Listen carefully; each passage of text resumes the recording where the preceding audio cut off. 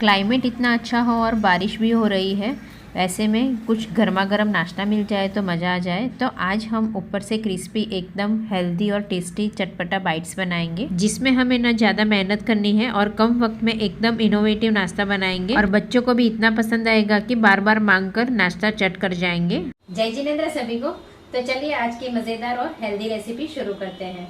चटपटा बाइट्स बनाने के लिए सबसे पहले हम आटा लगाएंगे। तो मैंने यहाँ 1 कप गेहूं का आटा लिया है और इसमें 1 चम्मच ऑयल डाल देंगे और आधे टीस्पून नमक डाल देंगे और सब अच्छे से आटे में मिक्स कर लेंगे। तो वैसे आप चाहो तो मैदे का भी यूज़ कर सकते हो, पर मैंने हेल्दी बनाने के लिए गेहूं के आटे का ही यूज़ किया है।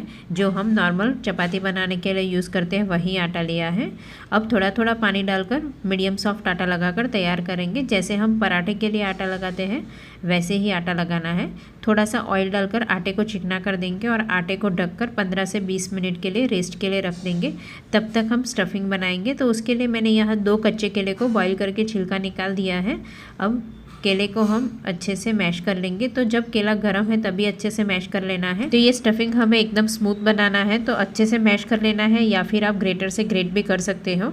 अब इसमें आधे टीस्पून नमक, 1/4 टीस्पून हल्दी पाउडर, आधे टीस्पून धनिया जीरा पाउडर, चुटकी भर हींग, 1 टीस्पून नींबू का रस, नींबू की रस की जगह आप आमचूर पाउडर भी ऐड कर सकते हो, आधी टीस्पून चीनी, आधे टीस्पून हरी मिर्ची की पेस्ट और 1/4 टीस्पून रोस्टेड जीरा पाउडर और 1/4 टीस्पून गरम मसाला पाउडर ऐड करेंगे।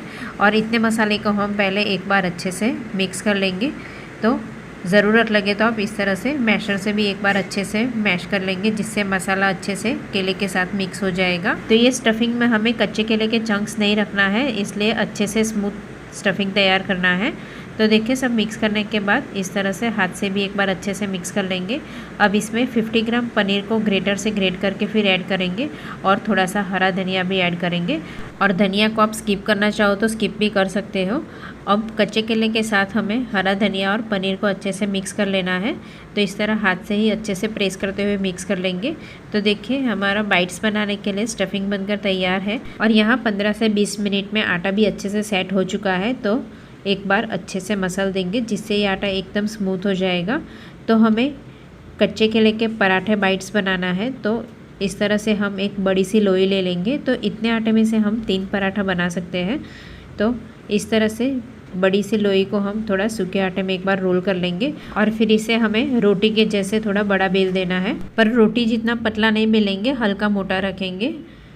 तो देखिए ये मैंने बेल दिया है और इसकी थिकनेस भी मैं आपको दिखा रही हूँ। देखिए इस तरह हमें हल्का मोटा बेलना है। अब इसके ऊपर जो हमने स्टफिंग बनाया था वो अच्छे से पतला पतला पूरी रोटी में अच्छे से स्प्रेड कर लेंगे। तो स्टफिंग को हमें हल्के हाथ से अच्छे से स्प्रेड कर लेना है। देखिए पूरी रोटी में अच्छे से स्प्रेड करने के बाद हम इसे रोल करेंगे। तो ऊपर की तरफ से हम इस तरह से हल्का प्रेस करते हुए रोल करेंगे, जिससे बीच में गैप नहीं रहेगा और अच्छे से टाइट करते हुए हम रोल कर लेंगे। और रोल करने के बाद इसे हम एक बार इस तरह से रोल करेंगे, जिससे ये अच्छे से पैक हो जाएगा। अब इसे हम इस तरह से जैसे लोई कट करते हैं वैसे हमें कट कर लेना है। तो ये पूरा रोल बनाने के बाद हमें इस तरह से एक एक लोई को तोड़ लेना है और फिर इसके हम बाइट्स बनाएंगे। तो देखिए ये मैंने सारे कट कर लिए हैं। अब इसे हम ऊपर की तरफ से इस तरह थोड़ा प्रेस कर लेंगे। तो ये बाइट्स हमारा बनकर तैयार है। तो इसे हमें बेलने की ज़रूरत नहीं है, इसलिए हम इस तरह से हल्का प्रेस कर लेंगे, जिससे ये स्प्रेड हो जाएगा। तो इस तरह का नाश्ता बनाकर आप बच्चों को टिफ़िन में भी दे सकते हो और ऑफिस टिफ़िन के लिए भी दे सकते हो। लंबे समय तक भी ये बिल्कुल सॉगी नहीं होगा और बहुत ज़्यादा टेस्टी लगेगा। तो हमें सारे बाइट्स इसी तरह तैयार कर लेना है। अगर कहीं चिपक रहा है तो आप हल्का हाथ को ऑयल से ग्रीस करके फिर इस तरह से प्रेस करेंगे, तो ये बिल्कुल चिपकेगा भी नहीं। और आटा हमें हल्का कड़क लगाना है, जिससे ये बिल्कुल चिपकेगा नहीं। अब इसी तरह हम दूसरा रोल बनाकर भी तैयार करेंगे। तो पहले हमें अच्छे से हल्का मोटा बेल देना है और फिर इसमें हमें स्टफिंग पूरी रोटी में अच्छे से स्प्रेड कर लेना है। तो स्टफिंग हमें पतला पतला स्प्रेड करना है और हल्के हाथ से प्रेस करते हुए अच्छे से स्प्रेड कर लेंगे और टाइटली इसे हम रोल करेंगे। अक्सर हम ब्रेकफास्ट में, डिनर में या फिर बच्चों के टिफ़िन या ऑफिस टिफ़िन के लिए स्टफ़ पराठा बनाते हैं, पर स्टफ़ पराठा लंबे समय तक क्रिस्प नहीं रहता है और थोड़ा सौगी हो जाता है तो सभी को पसंद नहीं आता है। पर जिसे नहीं पसंद है उसे भी आप इस तरह से पराठा बाइट्स बनाकर देंगे तो वो ज़रूर खुशी से खा लेगा और दोबारा बनाने के लिए डिमांड करेगा। अब दूसरे रोल में से भी इस तरह से कट करके प्रेस करके बाइट्स बना लेंगे और इसे अभी हम रोस्ट करेंगे। तो रोस्ट करने के लिए मैंने नॉनस्टिक पैन गरम करने के लिए रख दिया है। अब इसमें हम 2 से 3 चम्मच ऑयल डाल देंगे। आप चाहो तो घी का भी यूज़ कर सकते हो। अब एक एक बाइट्स को हम इस तरह से ऑयल में हल्का डीप कर लेंगे और फिर इसे हम साइड में कर लेंगे। तो 2 से 3 चम्मच में एक साथ में 10 से 12 बाइट्स को रोस्ट कर सकते हैं। बहुत ज़्यादा ऑयल या घी का यूज़ करने की ज़रूरत नहीं है और नॉनस्टिक पैन यूज़ किया है तो ये बिल्कुल चिपकेगा भी नहीं और अच्छे से क्रिस्प हो जाएगा।